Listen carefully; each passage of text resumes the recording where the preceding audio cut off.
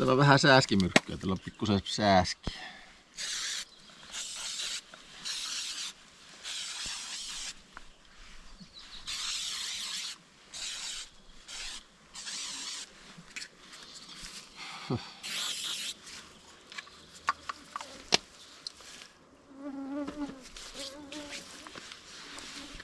Sääskimyrkky, että saa touhuttua tässä nämä alkuhommat.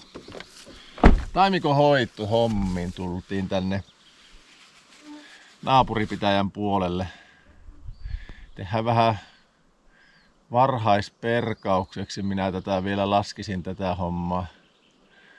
Ja katsotaanpa kohta sitten minkälainen savotta tässä on tiejossa. Tai minä eilettäin kävin sahaamassa täällä jo 3 tankillista ja viime kesänähän minä olen aloittanut tuon, mutta en silloin kerennyt kuin yhtenä päivänä käydä vähän aloittamassa tuolta yhdestä nurkasta, mutta nyt on sitten eilettäin tulin tänne ja sain vähän enemmän sitten jälkiä aikaa ja nyt tässä jatketaan, niin katsellaanpa kohta.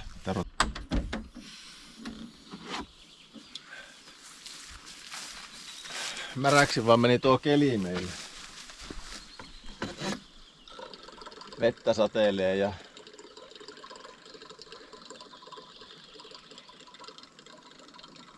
no eipä se vaikka ei vettä sataskaan, tuo mettä niin märkä nyt, että sillä kastuu joka tapauksessa.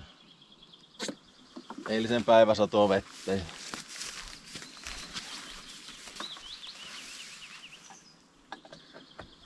Saha voisi kyllä viilata vielä.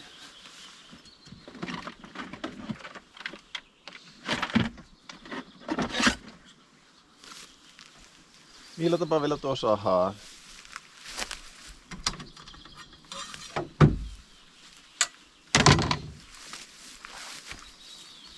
Kyllähän sitä on märkä kohta, kunhan lähtee painottaa tuonne koivun vesakkoon.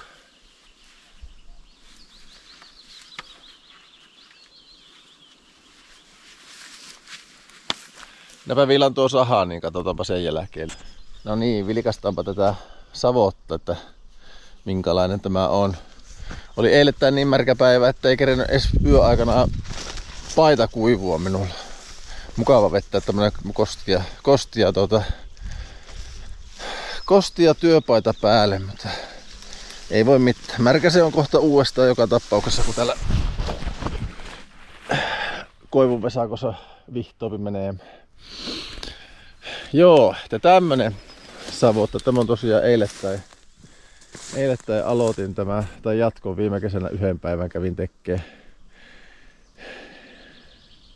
Ja tämä on niinkö, onkohan vajaa 10 vuotta sitten istutettu männy. Itse ei helvetti, kun meni sekaan. Niin vajaa 10 vuotta sitten istutettu männylle ja tämä nyt on vähän siinä rajoilla, että olisiko tämä jo niinkö taimikon harvennus, mutta kyllä mä tätä vielä niinku varhaisperkauksena pitäisin. Tätä kuitenkin on vähän tämmöistä pienempää taimiainesta ja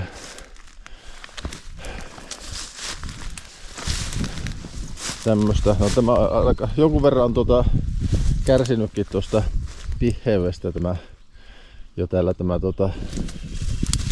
männyn taimi osittain. Osi on kyllä sitten helekkarin hyviäkin tuossa, jotka on pysynyt tuossa tuon koivikon kasvun mukana. Mutta mä niinku tätä vielä vähän niinku sillä varhaisperkauksena teen, että käytännössä niinku totaaliperkauksena, jos on aukko kohtaa, niin sitten koivun tainta siihen jätää ja vähän tähän ojituksen varrelle niin tulee jätettyä tätä koivua, mutta pääsääntöisesti vielä lähtee niinkö kaikki pois. En vielä mietikään tässä semmosia niinku lehtipuu ossuksia eikä muuta, että ihan täysin tuon havun ehtoilla tässä nyt vielä mennään. Se kyllä kerkiää nousta tuo lehtipuu sitten vielä uudestaan tänne ennen seuraavaa käsittelyä. Mutta joo, yritetään vielä saada niinku pelastettua näitä tämmöisiä pienempiä männyntaimia tänne, ja jos ei näistä tuu sitten edes kohtalaisia puita, niin nämähän lähtee sitten seuraavassa käsittelyssä pois.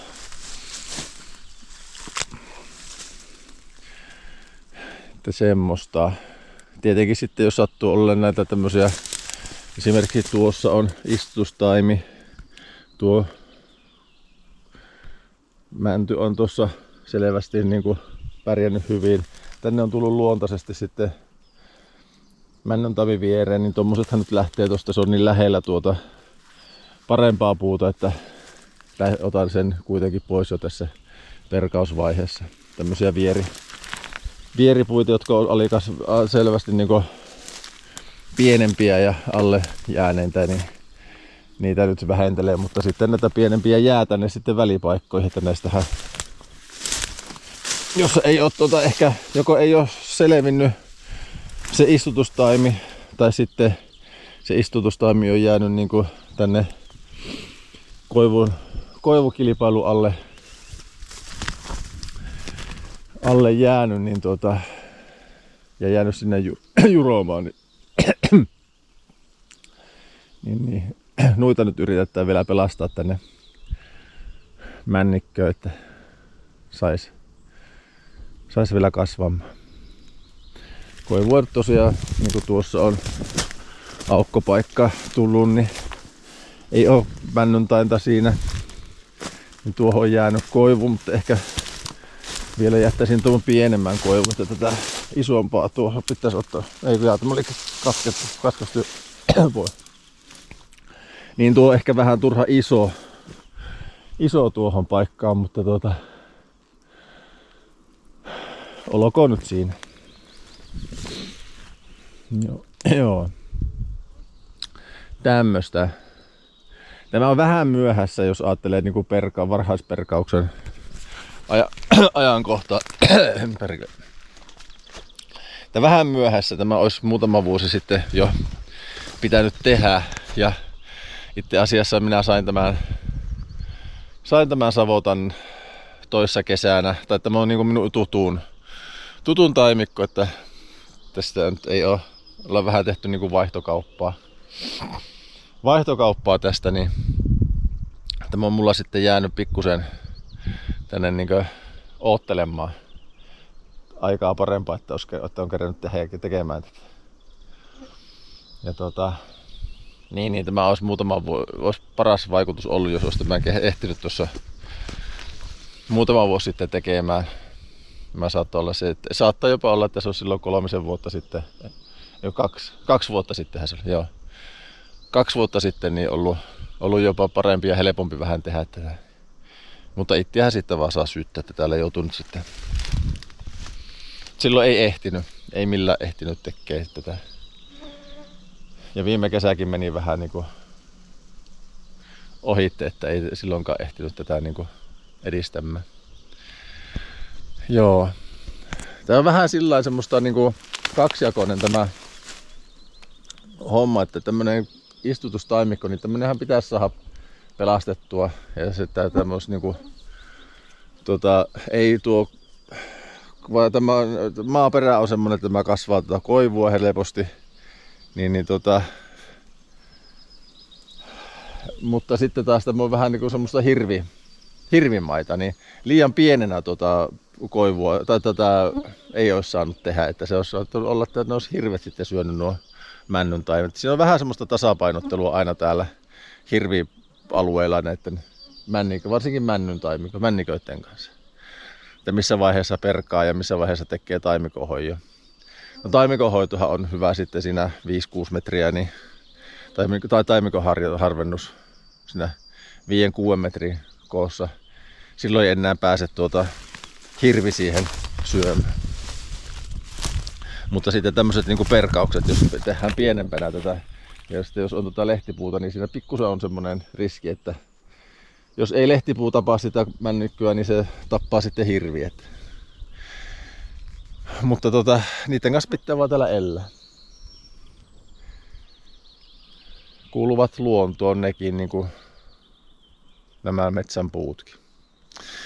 Jees, mutta tuommoista pitelikkoa, tuommoista koivuun vesakkua tämä on. Tuosta nyt pitäisi alkaa kaivaa tuolta nuo pienet männyntaimet esille. Jatkaa tätä savottaa sitten mihin eilettäin. Tuohon pysähtyy, se loppu bensa, niin tuosta jatkaa painottaa tuonne.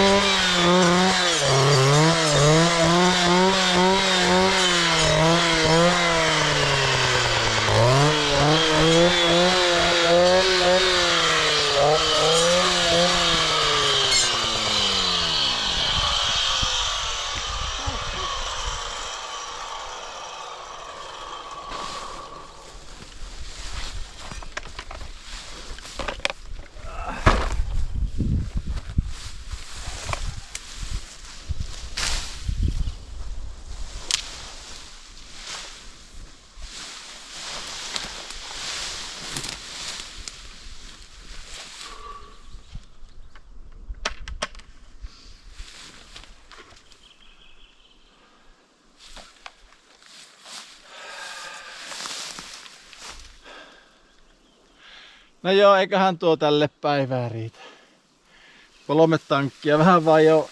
Mitä tänne on jäänyt? No ei sinne kyllä paljon isoa, monta tippaa. No ei voi sanoa, että olisi jäänyt edes vaijaaksi 3 tankkia. Joo. Lähtiä kattelemaan muita hommia. Persetti tuolle jäänyt yksi tommonen kantovesarypäs jäänyt tuon. Tää se muista ensi kerralla kun tulee tänne. Onneksi se ei ole nyt kaukana tuosta lajista mitä on tehty. Ei semmosia passaa jättää. Noita vesasyntyisiä koivuja, niistä ei tule oikein mitään. Tommosia, jotka on niinku yksirunkoisia ja yhdestä kannosta lähtee vain yksi puu ja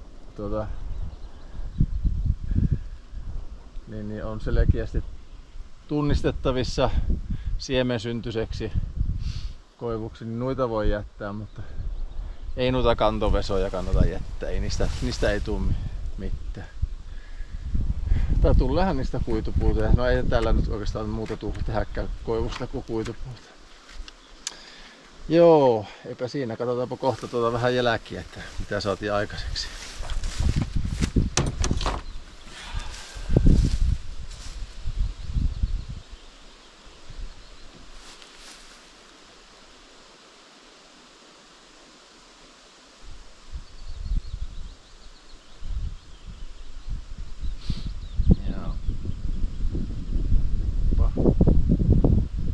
Viilasta vaille. Pitää muistaa viilata ennen kuin ensi kerralla alkaa sahaa.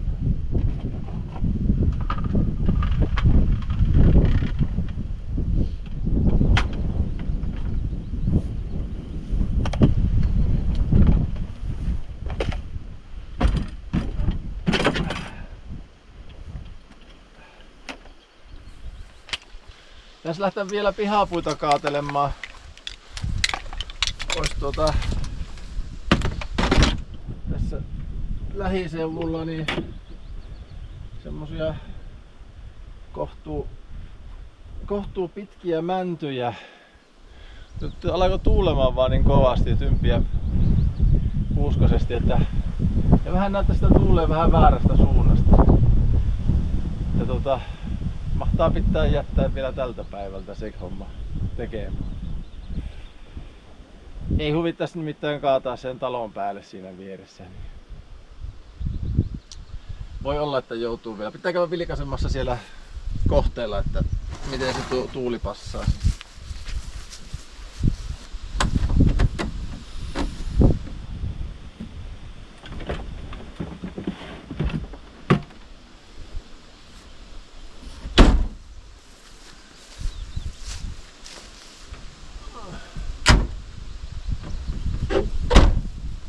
Katsotaanpa mitä täällä on. Ja tuostahan minä tuon nurkan sahasin. Tuossa ei ollut oikein hyvää enää mäntyä. Oli vähän niinku tuonne jäänyt tuonne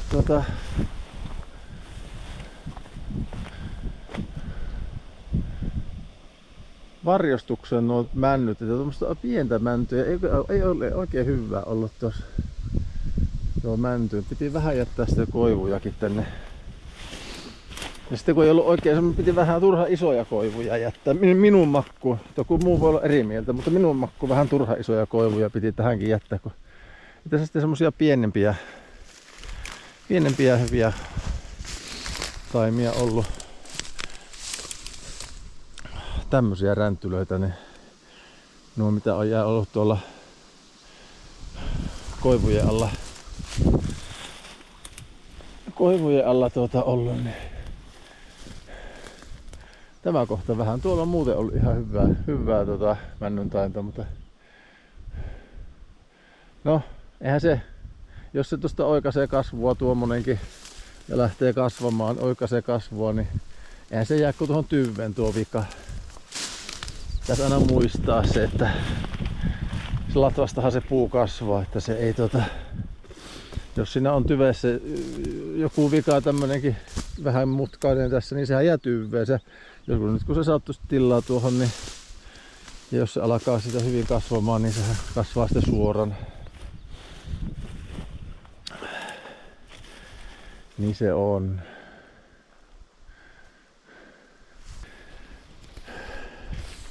Tänne puolelle oli sitten istutettu kuusta tähän. Ihan ehkä kuitenkin enämpi männyn maita tämäkin.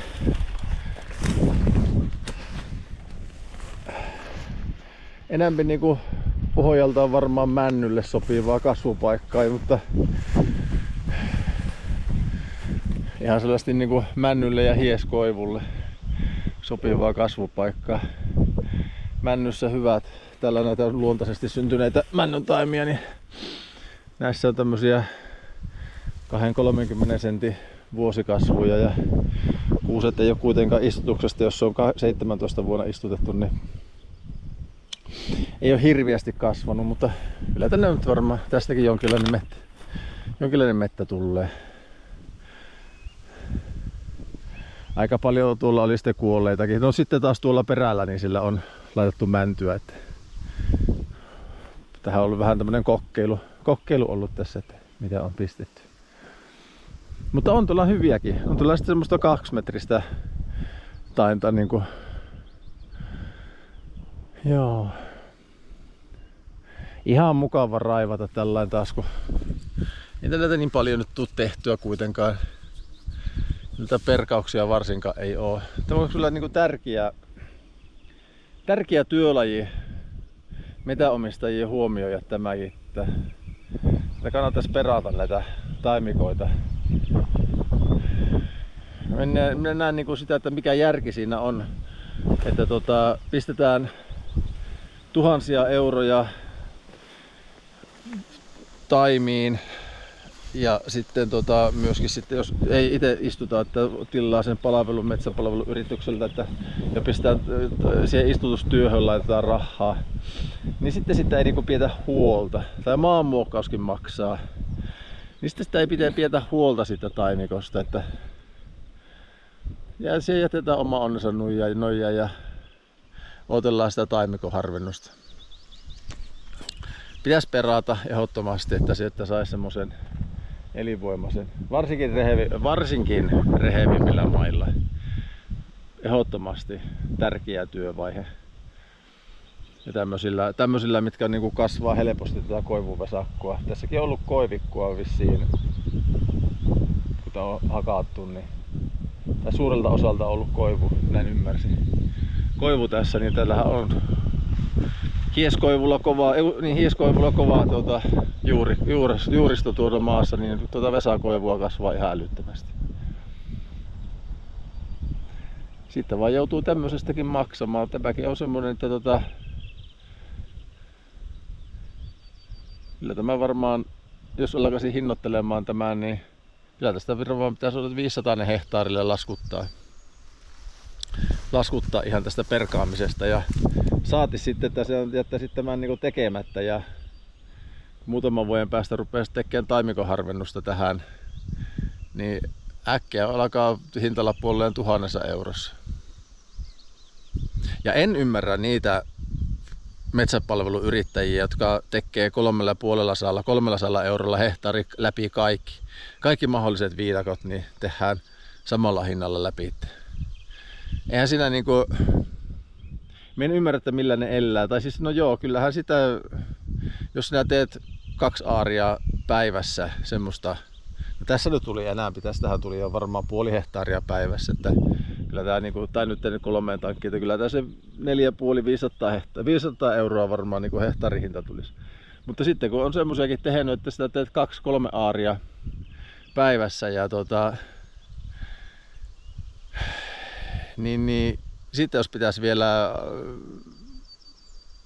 palkka itselle saada ja firmallekin jäädä jotakin, niin en ymmärrä millä matematiikalla semmoiset yritykset toimii. Ja valitettavasti täälläkin päin niin on niinku tämmöisiä ihan jopa organisaatioita, jotka teettää sillä hinnalla. Ja mun mielestä se on yrittäjän aliarvioimista ja sen raivaan sitten, jos tulee maanomistajilta suoraan kysymyksiä, että pyytöjä, että tuutko tekee, niin silloin teen. Ja joo, no toiset firmat sitten taas hoitaa paremmin asiat ja maksaa paremmat taksat ja vähän reilummin, niin niille voisi tehdäkin, mutta niilläpä nyt tahtoo olla sitten jo tekijät olemassa. Tämmönen räntti tästä. Joo. Mutta ei siinä. Pitää lähteä katsomaan, että miltä se näyttää pystyykö kaatamaan puita. Nyt kyllä näyttää tämä tuuli siltä, että ei maha, ja vähän arvioisin, että voi olla, että se on justiinsa väärästä suunnasta. Joo, tämmöstä. Mutta tämmönen savotta aloiteltiin tällä videolla ja katsotaan minkälaista savottaa tehdään seuraavalla videolla. Ei tätä raivaamista kaikki jaksaa kovin paljon kuvata ja ketäpä se kiinnostaakaan. Mutta jatketaan seuraavalla videolla. Moro!